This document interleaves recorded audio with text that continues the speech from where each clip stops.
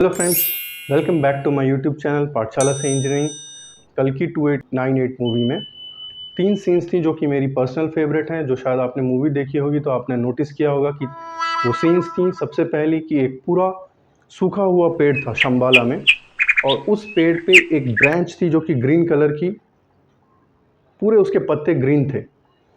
इसके साथ दूसरा सीन था जो कि एक पूरी बैरन लैंड या कि बंजर भूमि थी, और बंजर भूमि के ऊपर एक छोटा सा प्लांट जो कि बिल्कुल हरा था, जिसको कुचलते हुए एक बंदा चला गया, वो सीन। और तीसरा सीन है कॉम्प्लेक्स। कॉम्प्लेक्स जहाँ यस्कीन रहते हैं और उनके कमांडर्स रहते हैं, और कॉम्प्लेक्स में जाने के लिए सब लोग सोच रहे हैं। और कॉम्प्लेक्स में एक अलग तरीके का एनवायरनमेंट है, जहाँ ग्रीनरी है, जहाँ सनलाइट है, जहाँ वाटर है। जबकि आप देखेंगे इस मूवी में लास्ट शहर जो इस दुनिया का जो बचा है वो है काशी, और काशी में भी नदियाँ सूख चुकी हैं। तो आखिर कॉम्प्लेक्स में ऐसे हरा भरे वातावरण का क्या रीज़न था? तो ये देखते हैं मेरे इस 3 सीन्स के बिहाइंड साइंस को। बच्चों, कल की 2898 मूवी में दिखाए गए इस सीन को देखकर आपके मन में यह सवाल जरूर आएगा कि क्या कलयुग के अंत में पौधे बिना सूरज की रोशनी और बिना पानी के जीवित रह सकेंगे, और क्या फोटोसिंथेसिस कर सकेंगे? प्रेजेंट में ये कल्पनीय या स्पेकुलेटिव लगता है, लेकिन कलयुग के अंत तक यह सब संभव होगा nanobots, microbial intervention, bio engineering और एडवांस्ड आर्टिफिशियल इंटेलिजेंस के कमाल से। तो कल की 2898 मूवी में ये सीन पॉसिबल हो सकता है नैनोबोट्स यानी कि नन्हे रोबोट से, जो एटम या धूल के कण से भी छोटे रोबोट्स होंगे। प्लांट के अंदर जाकर प्लांट हेल्थ को सुधारेंगे या इम्प्रूव करेंगे।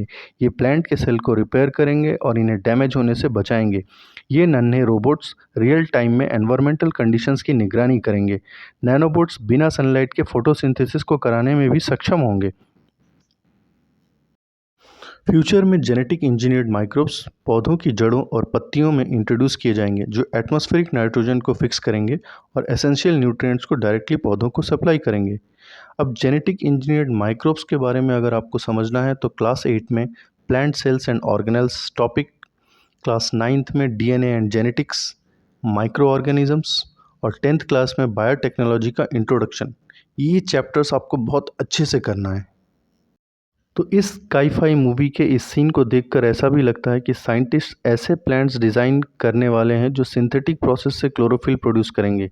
ये पौधे सूरज की रोशनी के ऊपर डिपेंडेंट ना होकर आर्टिफिशियल लाइट सोर्सेज या इलेक्ट्रिक करंट से एनर्जी लेंगे, और सिंथेटिक प्रोसेस से बने ये क्लोरोफिल आर्टिफिशियल लाइट से एनर्जी लेंगे और कार्बन डाइऑक्साइड और वाटर को कन्वर्ट करके बनाएंगे ऑक्सीजन और ग्लूकोज। आप इस तरीके के अप्लाइड नॉलेज को देखकर 12th ग्रेड तक पहुंचते पहुंचते खुद का एक नैनोबोट ज़रूर बनाएंगे। तो दोस्तों, इस फिल्म में दिखाया गया है कि कैसे सुप्रीम यास्किन अपनी क्षमताओं को बढ़ाते हैं डीएनए एडिटिंग करके। तो फिल्म में जेनेटिक कोड में चेंजेस करके मानव क्षमताओं को बढ़ाया जाता है, जैसे कि क्षमता, बुद्धिमत्ता, लॉन्जिविटी। और CRISPR Cas9 एक ऐसी ही करंट टेक्नोलॉजी है जो अलाउ करती है डीएनए की एडिटिंग को, जिससे कि भविष्य में मानव की क्षमताएं बढ़ाई जा सकेंगी।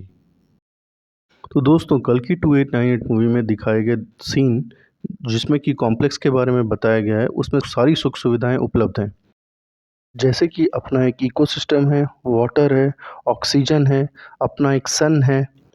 तो कॉम्प्लेक्स के अंदर के इस वातावरण को हम टेराफॉर्मिंग कह सकते हैं।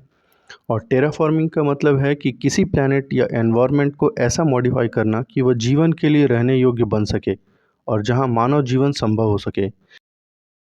टेराफॉर्मिंग का एग्जाम्पल है मून, मार्स और कल की मूवी में दिखाए गए कॉम्प्लेक्स को। तो कल की मूवी में जरूर कलयुग के अंत में एडवांस टेराफॉर्मिंग का यूज़ करके सुप्रीमो यास्किन कॉम्प्लेक्स के अंदर lush greenery, sustainable water resources और बैलेंस्ड इकोसिस्टम्स को क्रिएट किए हैं, जिससे कि बाहरी वर्ल्ड की अपेक्षा कॉम्प्लेक्स के अंदर सर्वाइवल की फुल चांसेस हैं।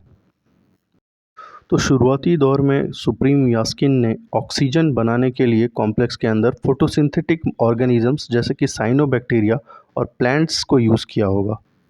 के लिए एक मजबूत मैग्नेटिक फील्ड कॉम्प्लेक्स के एटमॉस्फेयर को सोलर विंड से बचाने के लिए ज़रूर यूज़ की गई होगी, जिसके लिए जायंट सुपर कंडक्टिंग लूप्स का उपयोग किया गया होगा।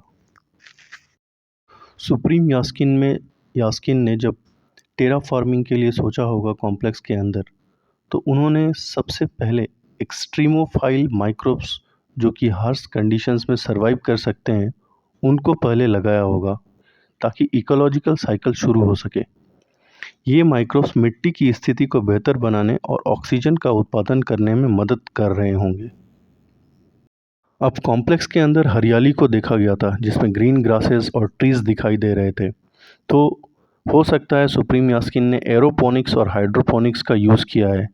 प्रारंभ में एरोपोनिक्स या हाइड्रोपोनिक्स सिस्टम का उपयोग करके पौधों को उगा सकते हैं, जिसके लिए फर्टाइल सॉइल की आवश्यकता नहीं है। जब आप कॉम्प्लेक्स के अंदर के वातावरण को बाहर के वातावरण से कंपेयर करेंगे, तो आप ये सोचेंगे कि यार यहाँ पे ग्रीन हाउस गैसेस को कैसे लेके आया गया, जिसमें कार्बन डाइऑक्साइड और मीथेन होगा, और किस तरीके से रिफ्लेक्टिव सर्फेसेस बनाया गया ताकि सनलाइट जो कॉम्प्लेक्स के अंदर आ रही है वो उसको ज़्यादा गर्म ना कर सके। क्या एरोसोल्स का यूज़ किया गया था? तो दोस्तों, जैसा कि आपने देखा, टेराफॉर्मिंग एक लॉन्ग टर्म प्रोजेक्ट है जिसे पूरा होने में सदियों या हजारों वर्ष लग सकते हैं।